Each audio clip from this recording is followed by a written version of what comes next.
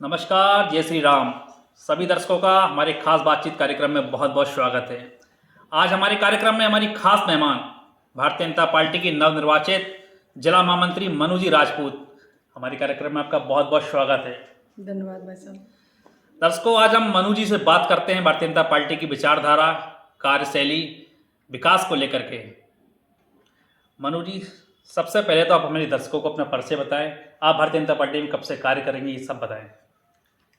मैं भारतीय जनता पार्टी में पहले मैं स्टूडेंट थी। इसके बाद में मैं भारतीय जनता पार्टी में स्टूडेंट होते हुए भी गांव-गांव में काम करती थी, लोगों को प्रमोट करती थी भारतीय जनता पार्टी से। लेकिन जब से मैं जिला महामंत्री हमारी महिला मोर्चा की जिला अध्यक्ष श्रीमती गुड़िया कठेरिया, जो इस समय विधायिका सदर हैं, उन्होंने मुझे जिला महामंत्री का दायित्व दिया। और जब से लेके मैं कंटिन्यू भारतीय जनता पार्टी में काम कर रही हूँ। और उसके बाद फिर मुझे जिला संयोजक भी बनाया गया महिला मोर्चा का। मुझे फिर इसके बाद महिला मोर्चा का जिला उपाध्यक्ष भी बनाया गया। मैंने बूथों पर भी काम किया। मैंने जो आपदा प्रबंधन उस पर भी काम करती रही। मैंने कई रैलियां भी निकाली। मैंने जो भी भारतीय जनता पार्टी कार्य देती है और योजना देती, मैं लोगों तक पहुंचाने का पूर्णतः काम करती हूँ।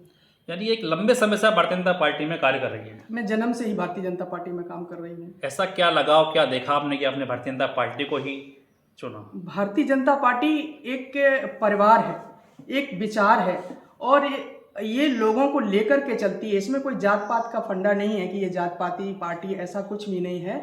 और समान रूप से भारतीय जनता पार्टी सबके साथ अच्छा काम करती है, सबका साथ सबका विकास लेकर के चलती है। इसलिए भारतीय जनता पार्टी में ज़्यादा ही जुड़ाव है मेरा। अभी हाल ही में आपको भारतीय जनता पार्टी औरैया का जिला महामंत्री बनाया गया है। आपको इतना बड़ा पद दिया गया है, आप किस तरीके से संगठन को मजबूत करने के लिए आगे इसमें कार्य करेंगी?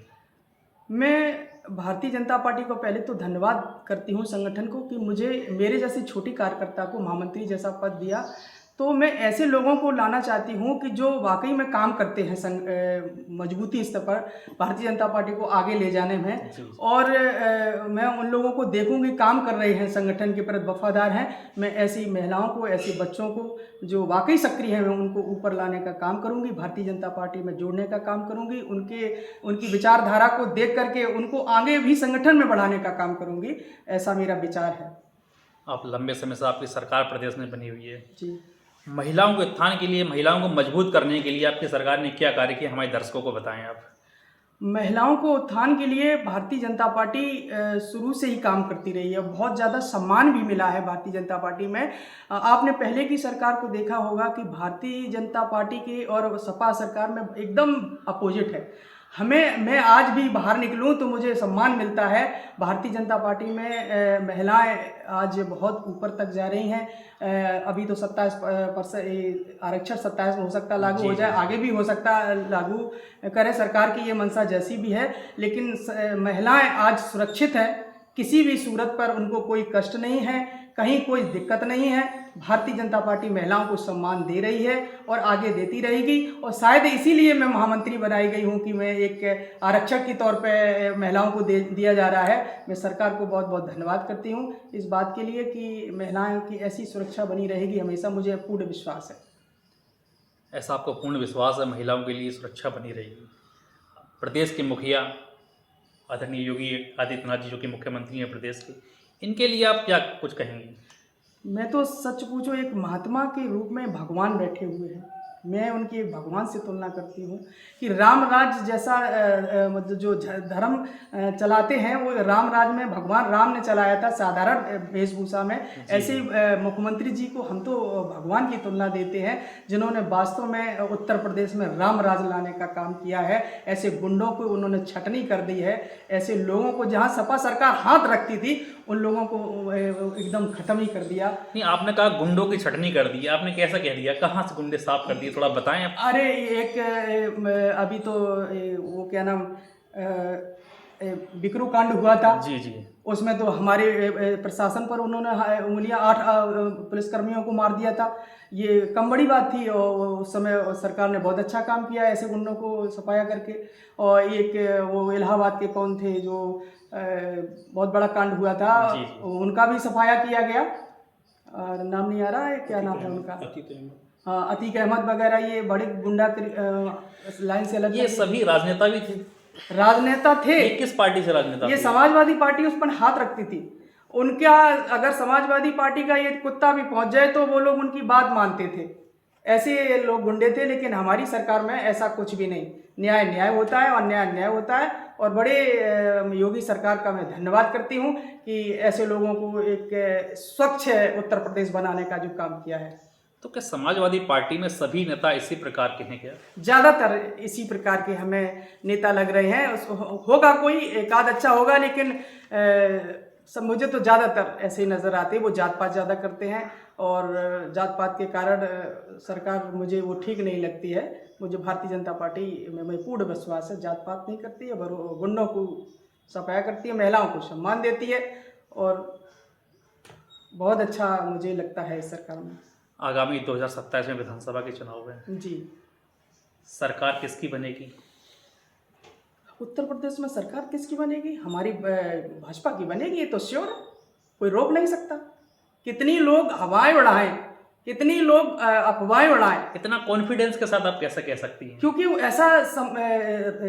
ऐसा विकास किया है सरकार ने, योजनाओं के माध्यम से धरातल पर जो कार्य किया है जी। और धरातल पर लोगों को ले जाकर के लोगों को योजनाओं, आज देखा हमारी बहनें जो गांव की हैं वो योजनाओं में काम कर रही हैं, समूह चला रही हैं, बैंक सखी बनी हैं। कई एक योजनाएं हैं। एक मुद्रा योजना के माध्यम से सरकार लोन देती है बहनों को, ब्यूटी पार्लर खोलने, छोटी मोटी बहनों को बड़े अच्छे अच्छे कार बहनें कर रही हैं। आज खुद से मैं उन बहनों से मिलती हूँ तो मैं गदगद हो जाती हूँ कि आज मेरी बहनें दो पैसे पैदा कर रही हैं। मैं ऐसी सरकार को भगवान से प्रार्थना करती हूँ कि ऐसी सरकार को बहुत लंबे समय तक खींचते रहें और जाए नहीं उत्तर प्रदेश सरकार। और मोदी जी हमें बहुत ही इसलिए हमको लाइक, मैं इसलिए उनको लाइक करती हूँ। तो यानी कि मोदी जी और योगी जी को आप काफ़ी लाइक करती हैं? बहुत ज़्यादा। मैंने उनके अलावा मुझे कोई पसंद ही नहीं है। 2027 के चुनाव भी आने वाले हैं। जी, वर्तमान समय में विधानसभा यहाँ के विधायक प्रदीप यादव समाजवादी पार्टी से जी। हैं। अगर क्या आप भी विधानसभा से भारतीय जनता पार्टी से टिकट की मांग करती हैं अपनी पार्टी से क्या? मैं मांग नहीं कर रही हूँ।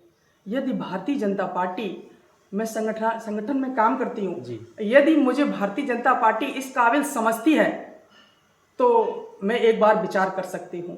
वन्यथा मैं जो काम कर रही हूँ उससे ज़्यादा ही काम करूँगी संगठन को आगे बढ़ाने में, मजबूत करने में, और भारतीय जनता पार्टी का बराबर साथ देती रहूँगी। अगर पार्टी आपको टिकट देती है, आप विधायक बन भी जाती हैं, ईश्वर से हम भी दुआएं करेंगे, प्रार्थना करेंगे जी जी कि आप विधायक बन जाएं, जी देवियापुर विधानसभा का विकास करें। जी। सबसे प्रमुख कार्य क्या होगा विकास में आपका? सबसे ज़्यादा प्रमुख कार्य होगा कि बहनों की पहले समस्या देखना, ठीक है, और जो गलियां हैं या छोटी मोटी समस्याएं हैं जिनमें बहनें या कोई अन्य लोग चचे में करते हैं, उन चचे मेमों को मैं ख़त्म करना चाहूँगी।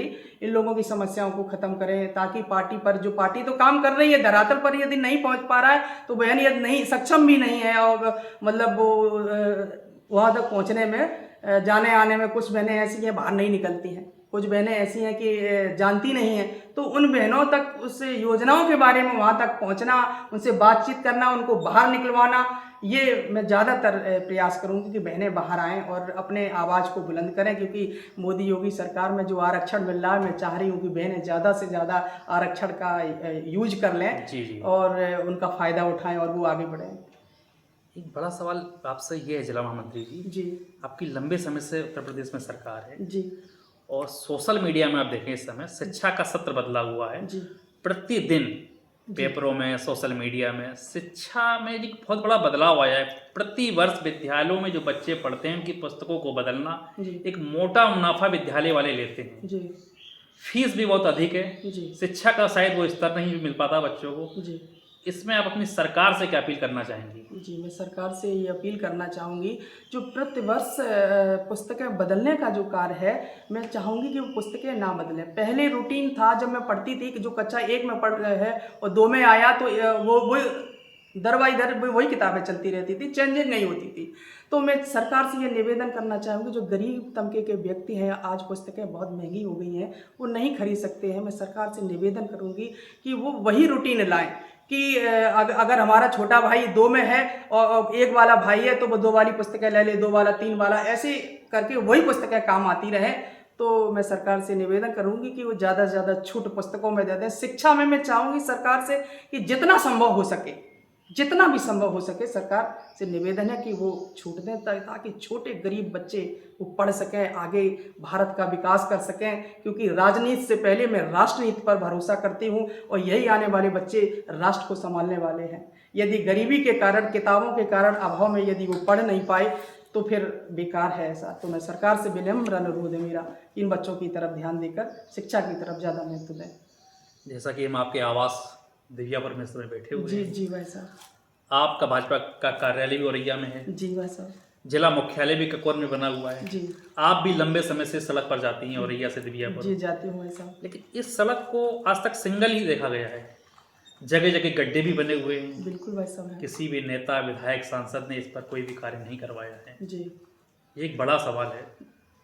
हमारे भूतपूर्व विधायक श्री लाखन सिंह राजपूत ने इस पर विचार किया है और इस पर पैसे भी सैंक्शन हुए हैं, और किस कारणवश वो काम रुका हुआ है ये हमको नहीं पता है, ये हमें जानकारी नहीं है।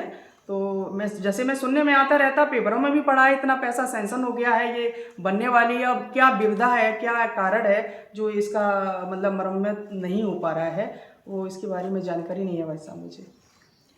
कानून व्यवस्था के बारे में आपका क्या कहना है? कानून व्यवस्था तो बहुत अच्छी है, कोई कमी नहीं है कानून व्यवस्था। योगी की सरकार है। अगर कानून व्यवस्था में कोई लचीलापन आ रहा है तो योगी सरकार बैठी हुई है, वो तुरंत एक्शन लेती है, चाहे कोई भी हो, छोड़ती नहीं है। कानून व्यवस्था दुरुस्त है। सपा की सरकार में भी तो कानून व्यवस्था ठीक थी। वहाँ तो कानून उनके हाथ में था। हम लोगों का कानून कोर्ट से चलता है, कोर्ट न्याय करता है, हम लोग उस कोर्ट के न्याय को समर्थन करते हैं, उसके ऊपर चलते हैं, मानते हैं। लेकिन सपा सरकार में तो ऐसा नहीं है। उनकी तो हाथ में कानून है, वो जैसा चाहते हो वैसे ही नचाते हैं, वैसे ही करते हैं। अगर पुलिस वाला है तो फ़ोन कर देंगे, मेरा बंदा है छोड़िए, भले वो मर्डर करता हो, कितना बड़ा गुंडा हो, उनके फ़ोन पे वो छूट जाता है। लेकिन योगी सरकार में ऐसा नहीं है। यदि उसने गलत काम किया है तो वो गलत है, उसकी वो सज़ा मिलेगी, क्यों ना भारतीय जनता पार्टी का कार्यकर्ता ही क्यों ना हो। औरैया जनपद में देखा जाता है कि 3 विधानसभा सीटें हैं। जी वर्तमान में सदर विधायक गुड़िया कठेरिया जी, जी बाकी अन्य 2 सीटों पर सपा का कब्जा है। जी। आखिरकार ये कहाँ से क्या गड़बड़ रही? यहाँ विधानसभा में हो सकता है कि तो ज़्यादा सीटों से नहीं, हमारे यहाँ विधानसभा से हारे थे भाई साहब श्री लाखन सिंह राजपूत जी, और कहीं भूल चूक ये थोड़ी रह गई हो तो मुझे नहीं पता है किस कारण हार गई। और वहाँ पर एक नई लड़की को उतारा था, हो सकता है कि इसके कारण कुछ व्यवधान रहा हो, क्योंकि वो स्टूडेंट से तुरंत राजनीतिक में आई थी। ये भी एक तरीका हो सकता है। यदि पुराने किसी को कर लिया जाता तो शायद ज़्यादा अच्छा वहाँ रिस्पॉन्स मिलता विधुना में।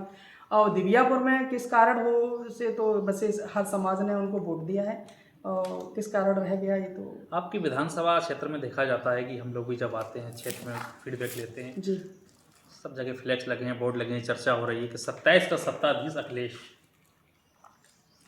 अरे कहने को तो लोग कुछ भी कहें, कहने को तो कुछ भी कहें, लेकिन भारतीय जनता पार्टी में 100% वादे के साथ कह सकती हूँ सत्ता में आएगी, और हमारी दिव्यापुर और औरैया और विधुना की तीनों सीटें जीतेंगी, मैं दावे के साथ कह सकती हूँ।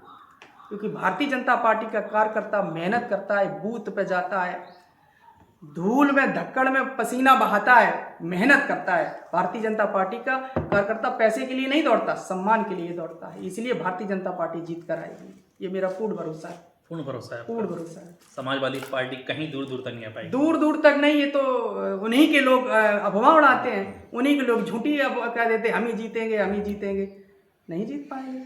आपके दिव्यापुर विधानसभा में किस पार्टी का ज़्यादा वर्चस्व है? दिव्यापुर में भारतीय जनता पार्टी का सबसे ज़्यादा, भारतीय जनता पार्टी को लोग लाइक कर रहे हैं। देखा जाता है, सोशल मीडिया पर सुना जाता है कि दिव्यापुर विधानसभा तो समाजवादी पार्टी का गढ़ है।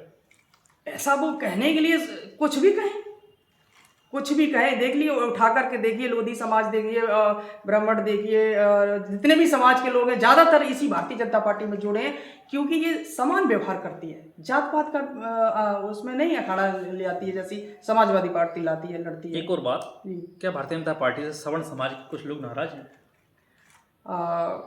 मुझे तो नहीं लगता नाराज है। हमें तो बधाई देने सारे भाई लोग आए हुए हैं, तो मैं कैसे समझ लूँ? नहीं, बधाई तो हम भी आपको देते हैं, ईश्वर से दुआएं करते हैं आप नहीं, निरंतर मुझे विधायक हर संसद समाज के बने, लोग मंत्री मुझे बने। बधाई देने आए हैं, तो मैं नहीं समझती कि भारतीय जनता पार्टी से कोई नाराज है। मैं भी भारतीय जनता पार्टी की एक अंग हूँ। एक हाल ही में एक नई पार्टी का उत्तर प्रदेश में गठन हुआ है, जी राष्ट्रीय अधिकार मोर्चा। जी, इससे क्या भारतीय जनता पार्टी को नुकसान हो सकता है? कोई नुकसान नहीं होगा, कुछ नहीं होगा। भारतीय जनता पार्टी की जड़ें बहुत मजबूत हैं। कोई भी आ जाए, कोई पार्टी बना ले, कोई गठित कर ले, लेकिन भारतीय जनता पार्टी से मजबूत कोई पार्टी नहीं है। और ये विश्व की प्रथम नंबर 1 पार्टी है, और अब बन ही रहेगी। इस पर कोई फर्क पड़ने वाला नहीं है। जब तक योगी और मोदी सरकार बैठी हुई है, तब तक कोई फर्क नहीं आने वाला। दर्शकों, तो आपने देखा मनु राजपूत जी के विचार भारतीय जनता पार्टी के कितने मजबूत हैं। इन्हें पूर्ण विश्वास है कि भारतीय जनता पार्टी की सरकार ना तो प्रदेश से जाएगी, ना ही केंद्र से जाएगी। मनु जी, आपका बहुत बहुत धन्यवाद जो आपने हमें समय दिया।